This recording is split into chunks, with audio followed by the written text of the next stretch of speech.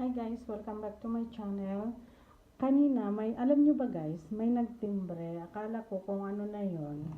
Yung pala, yung hinihintay ng asawa ko. Hulaan nyo kung ano to guys. Ayan.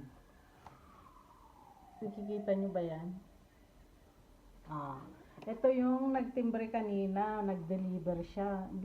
In-order niya to sa Amazon. Ito. Takpan lang natin yung address at saka yung name ng asawa ko. Ayan. In-order niya to kahapon guys. Tapos kanina dumating. 0.36 kilograms.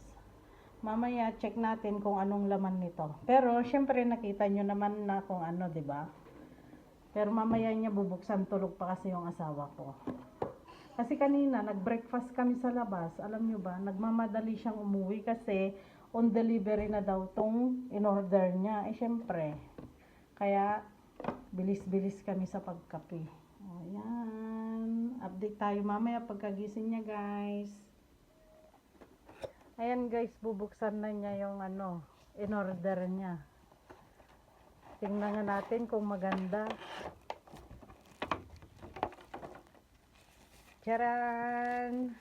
Ayan. Ayan siya yung hanging neck fan. Ito guys hanging neck fan.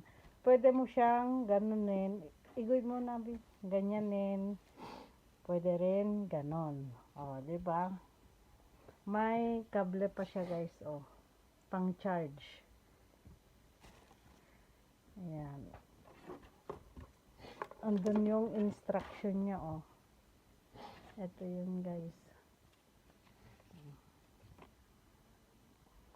Ito pala guys yung on niya Ayan. Tapos dito lalabas yung mga hangin.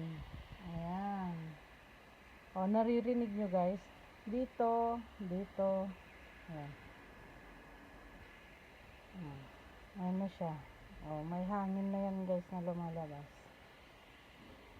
Naririnig nyo.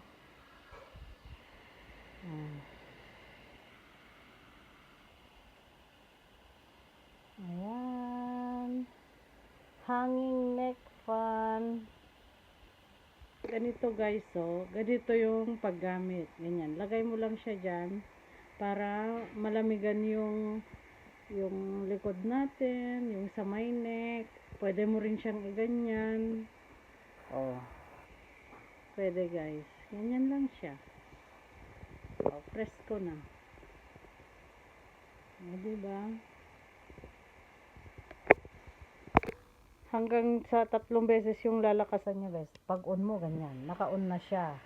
Tapos gusto mo nang mas malakas, on mo ulit, pindot ulit. Tapos pag mas malakas pa, pindutin mo ulit. Ayan ang lakas. Okay din siya guys.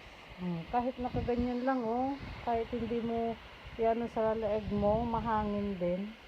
Diba?